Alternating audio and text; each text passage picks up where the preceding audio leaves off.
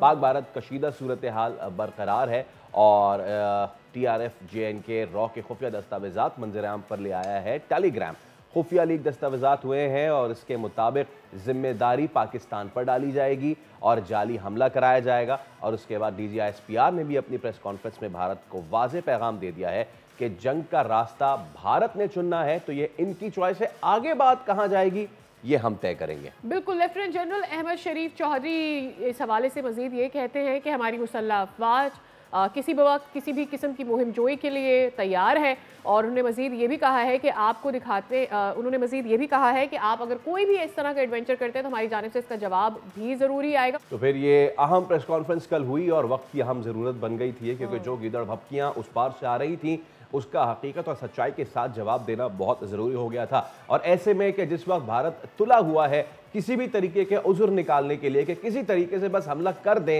या फिर हमला करने की कोशिश कर दें, ऐसे में पूरी कौम सीसा पिलाई दीवार बनी हुई है। और ना सिर्फ हमारी बर्री अफवाज, हमारी पाक फ़िज़ाइया, बल्कि पाकिस्तान नेवी भी ऑपरेशनल तैयारियों में इस वक्त भरपूर जुटी हुई है। बिल्कुल, हमारी तमाम अफवाज तैयार हैं और उसका एक टीज़र तो हमने अभी देख लिया है और इसके कई टीज़र हम इससे पहले देख चुके भी हैं। Faisal, the thing is this is not going to be happening for the first time और इस तरह का मैसेज भी कोई पहली दफ़ा नहीं गया। अभिनंदन वाले एपिसोड में आपको याद होगा, this was the similar kind of message that was sent around और यही कहा गया था कि भाई अगर आपकी तरफ से शुरू किया तो ख़त्म हम करेंगे। एंड दिस इज कि आप डिसाइड शुरू आप करेंगे लेकिन हमने कहाँ लेकर जाना है ये हम तय करेंगे। वो तो तमाम तर चीज़ें नक्श हैं। अच्छा, वी टॉक अबाउट अभिनंदन, लेकिन उसके बाद वो एक सीरीज ऑफ इवेंट्स हुआ था और वो एक हॉरर कॉमेडी बन गया था भारत के लिए, क्योंकि ना सिर्फ अभिनंदन को मार गिराया था बल्कि आपकी जो न्यूक्लियर सबमरीन थी, न्यूक्लियर सबमरीन अगर किसी की डिटेक्ट हो जाए ओपन वाटर्स में तो वो सबसे ज़्यादा शर्म का मुकाम है, वो भी हो गई थी वेरी नेक्स्ट डे।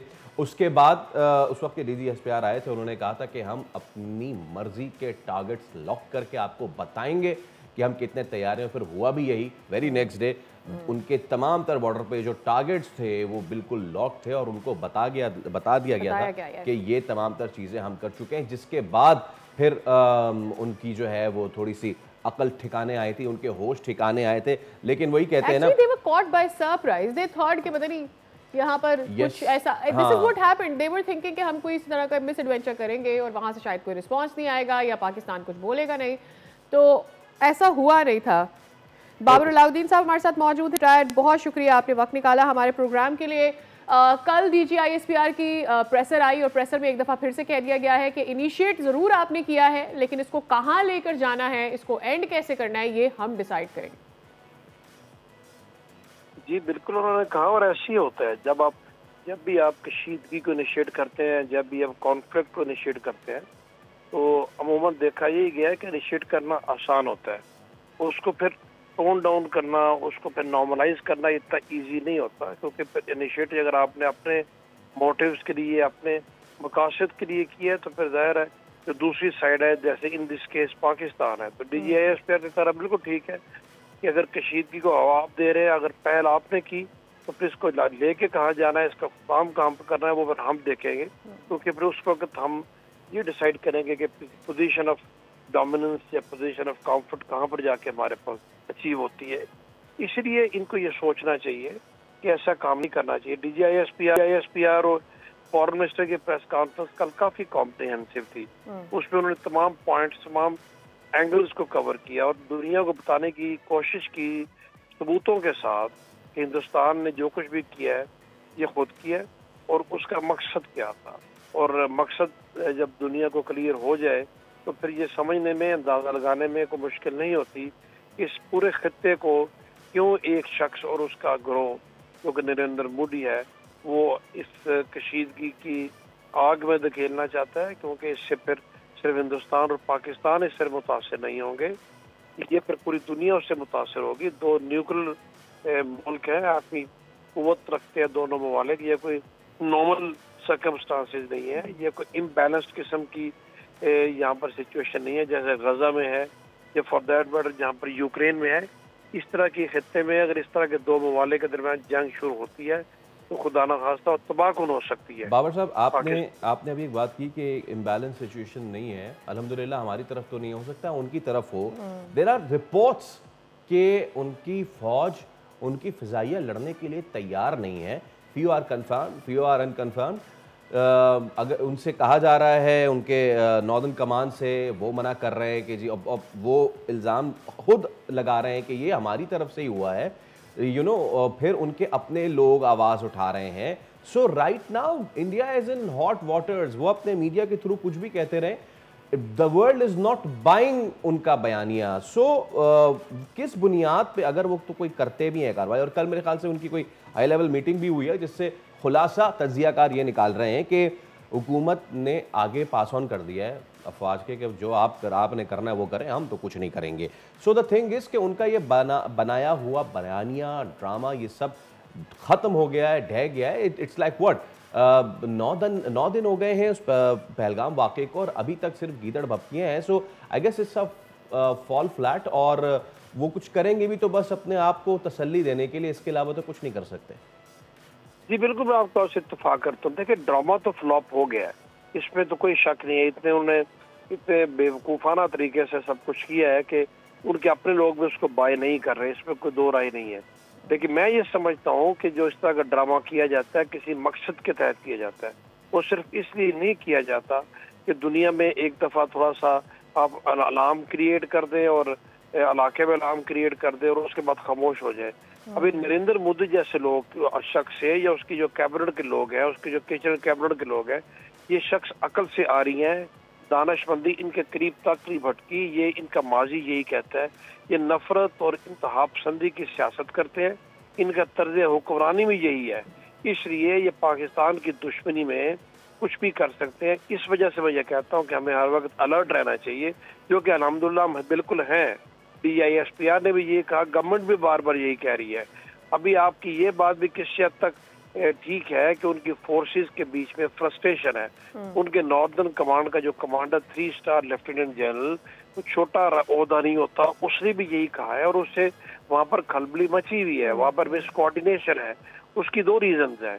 एक तो रीजन ये है कि उनके लोग खुद भी ये समझते हैं कि ये जंग जो मुसल्लत करना चाहते हैं, ये जरूरत नहीं है, ये बिल्कुल अनवांटेड है. और सेकेंडली उनको ये भी पता है कि Pakistan is a force to reckon with. Pakistan तादाद में उनसे कम हो सकता है, लेकिन पाकिस्तान की फौज, एयरफोर्स बैटल हार्डन है. पिछले 20 साल से हम जंगी हालत में हैं, हम दहशतगर्दी के खिलाफ जंग लड़ रहे हैं. हमारे फौजी अफसर जवान हर वक्त तैयार हैं. हम क्वालिटेटिवली उनसे बेहतर है अल्हम्दुलिल्लाह. चाहे वो एयरफोर्स हो, चाहे हमारी बर्री फौज हो, नेवी हो. हमारा पे मिसाइल प्रोग्राम दुनिया को पूरी को पता है कि किस नोयत का है. इंडिया का कोई इलाका भी पाकिस्तान की पहुंच से भी दूर नहीं है. पुराने वक्त गुजर गए. ये 1971 और 65 बिल्कुल नहीं है.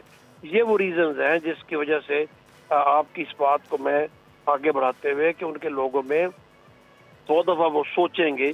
लेकिन चूंकि उसने, नरेंद्र मोदी ने एक ये अलार्म क्रिएट किया हुआ है, इसलिए टैक्टिकल लेवल पे से ही कुछ ना कुछ करने की कोशिश वो जरूर करेंगे. तो दूसरी बात है कि इंशाल्लाह एम्बेरस होंगे हमेशा की तरह, लेकिन अपने लोगों को दिखाने और बताने के लिए. मेरे ख्याल में एम्बैरेसमेंट ही है जिसकी वजह से वो फेस सेविंग के लिए मुसलसल ये प्रेशर डेवलप करने की कोशिश कर रहे हैं कि वहाँ से कुछ होगा, कोई दरअंदाजी करनी है या मजीद कोई एस्केलेशन बढ़ाने के लिए कुछ करना है, because they are not been able to prove anything. कोई एविडेंस भी सरफेस पर नहीं लेकर आ सके हैं. अब जब इतना टाइम गुजर जाने के बाद कोई भी एविडेंस नहीं ले आए और ऐसा लग रहा है जैसे कंफ्यूजन में बहुत सारे गलत फैसले लिए, जैसे 10 मिनट के अंदर अंदर FIR आ गई, तरह तरह की वीडियो सरफेस करने लगी, अपनी ही फोर्सेस बार बार कुछ डिनाई कर रहे हैं, कुछ एक्सेप्ट कर रहे हैं कि हाँ ऐसा है. So I really want to ask कि कितने चांसेस हैं कि ये मुमकिन तौर पर अंदरूनी कोई कार्रवाई हो, अंदर से ही किसी ने करवाया हो, पॉसिबली ये एक ड्रामा हो. ड्रामा तो इसमें है, इसमें कोई शक नहीं है. इनकी कड़ियां आपस में नहीं मिल रही, क्योंकि झूठ बोलते हैं, झूठ को याद रखना पड़ता है. सच हमेशा सच होता है. टैक्टिकल लेवल पे कि मिडिल लेवल पे लोग इनके एक दूसरे के खिलाफ बोलना शुरू हो गए हैं और आगे जाके मजीद बोलेंगे. इसमें तो कोई शक नहीं.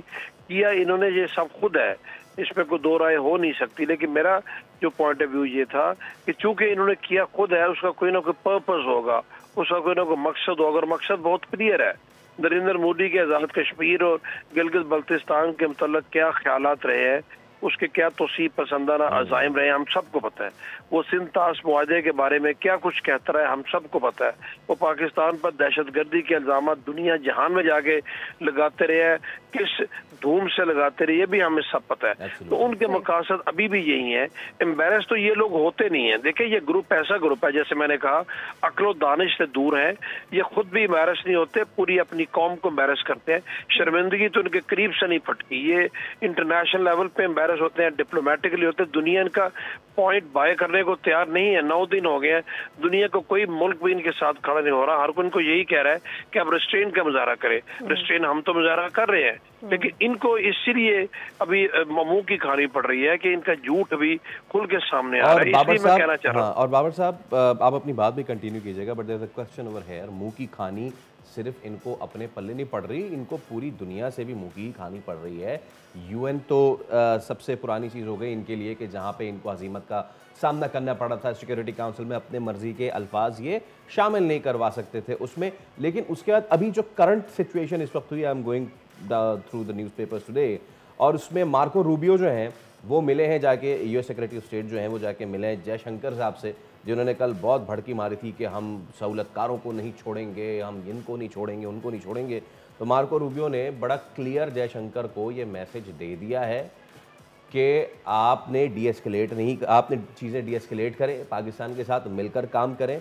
एग्जैक्ट वर्ड्स ये हैं, work with Pakistan to deescalate tension, US secretary Marco Rubio speaks to Jaishankar. तो जहाँ से ये लेना चाह रहे थे सपोर्ट, वहाँ से भी नहीं मिली इनको।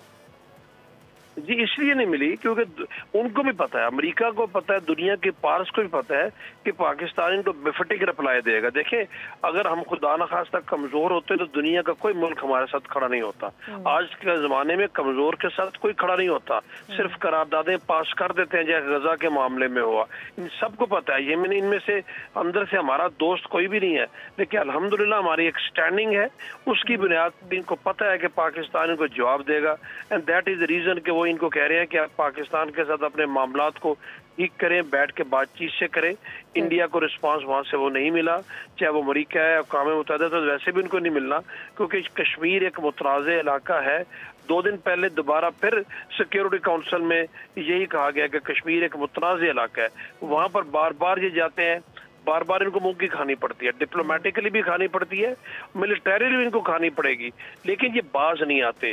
ये बाज इसलिए नहीं आते कि इनके अंदर जो जुनून है, जो नफरत है, जो हिंदुत्व की इनके अंदर एक सियासत है, जिस नजरिए के साथ नरेंद्र मोदी ने सारी उम्र परवान चढ़ाया, परवरिश पाई है, वो अंदर इनको आराम से नहीं बैठने देते। अल्हम्दुलिल्लाह हम तैयार हैं। दुनिया ने देख लिया कि हमारा रिस्पॉन्स क्या है, हम कितनी रिस्पॉन्सिबल स्टेट है। हमने हमेशा सब्र तहम्मुल का मुजाहरा किया है, हमने कभी भी पहल नहीं की, हम अभी भी पहल नहीं कर रहे। हम सिर्फ ये कह रहे हैं कि हमारे साथ किसी किस्म का कोई चांस लेने की कोशिश मत करना, क्योंकि फिर फैसला हम करेंगे कि उसने खत्म कब होना है। ये हमारा स्टांस है और आई थिंक दुनिया इसको अंडरस्टैंड करती है। यही रीजन है, चाहे अमेरिका हो, बरतानिया हो, कोई भी मुल्क हो, इनके अपने एलाइज हों जो कि पुराने हैं, वहां से भी इनको वो नहीं पजीराई मिल रही। इसराइल जैसे इनके हमायती इनके पीछे छुप के कुछ करना चाहते होंगे, लेकिन खुल के कोई सामने नहीं आ रहा। बिल्कुल, इकोनॉमिकली भी मेरे ख्याल में ये किसी भी मुल्क के लिए फिल वक्त फीजिबल नहीं है। There are couple of wars already going around. हम जानते हैं कि इवन रशिया के मामले में भी भले से ट्रंप की कितनी ही क्यों ना इंक्लाइनेशन हो उस तरफ, लेकिन यूक्रेन रशिया के मामले में भी वो नहीं चाहते हैं कि वो किसी भी तरह से किसी वॉर को सपोर्ट करें, क्योंकि इस वक्त market overall around the world कोई बहुत अच्छी नहीं चल रही। रिसेंटली हमने देखा एक डाउनफॉल खुद टैरिफ की वजह से अमेरिका को देखना पड़ा। Any kind of instability around in any part of the world, ये किसी भी मुल्क के लिए अच्छा नहीं होगा। एंड देन जब हम बात करते हैं बार बार कि जी अमेरिका की इन्वेस्टमेंट्स इंडिया में भी है, why would they want India to shake economically? तो इस वजह से भी वन ऑफ द रीजंस हो सकता है कि they don't want any kind of war. जी बिल्कुल ठीक कहा है आपने। जंग तो कोई भी जंग का मुतहमिल नहीं हो सकता। जंगें कभी भी बेहतरी लेके नहीं आती, और इतने बड़े कॉन्फ्लिक्ट, इंडिया पाकिस्तान का कॉन्फ्लिक्ट खुदा न खास्ता अगर ये रियलिटी में बदल के एक्चुअल कॉन्फ्लिक्ट बन जाता है, जंग शुरू हो जाती है, तो ये तो डिजास्टर्स होगा। दुनिया इमेजिन भी नहीं कर सकती, इसलिए कोई भी जंग नहीं चाहता। और हमने सब ने देखा कि जंगें शुरू करना तो शायद इजी हो, लेकिन जंगें इतनी जल्दी समेटी नहीं जाती। चाहे वो आप कोई भी दुनिया का मुल्क देख लें, अमेरिका ने उसमें इराक में, लिबिया में, अफगानिस्तान में, हर जगह ये जंगें शुरू की तो उनको समेटने में साल लग गए और उस दौरान उनकी मैशत भी इफेक्ट। हालांकि वो जंगें वन साइडेड जंगें थी, अगली दूसरी तरफ से उस तरह का दुश्मन भी नहीं था। यहाँ पर तो वन साइडेड जंग तो हो नहीं सकती, इसीलिए दुनिया नहीं चाहती। छोटा रीजन नहीं है, बड़ा इंपॉर्टेंट रीजन है और मोस्ट इम्पोर्टेंटली 2 न्यूक्लियर पावर्स हैं। आज तक सेकेंड वर्ल्ड वॉर के बाद 2 न्यूक्लियर पावर इस तरीके से डायरेक्ट इन कॉन्फ्लिक्ट कभी भी नहीं आई। सर्द जंग तो रही है, इस तरह की जंग कभी नहीं आई, इसलिए दुनिया नहीं चाहती, दुनिया अफोर्ड नहीं कर सकती डिजास्टर। और आपने बिल्कुल ठीक कहा, एक बड़ा मुल्क है, वहां पर उनके इकोनॉमिक इंटरेस्ट है। फिर चीन है, चीन और पाकिस्तान के इकोनॉमिक इंटरेस्ट है। चीन भी कभी नहीं जाएगा इस खित्ते में जंग हो, तो जंग अगर खुदा ना खास्ता होती है तो फिर हिंदुस्तान और पाकिस्तान की सिर्फ नहीं रहेगी, इस पे दुनिया के दूसरे मुल्क आएंगे, पूरा खित्ता इसके लपेट में आएगा। Thank you so much. Subscribe करें और बेल दबाएं ताकि कोई खबर रह न जाए।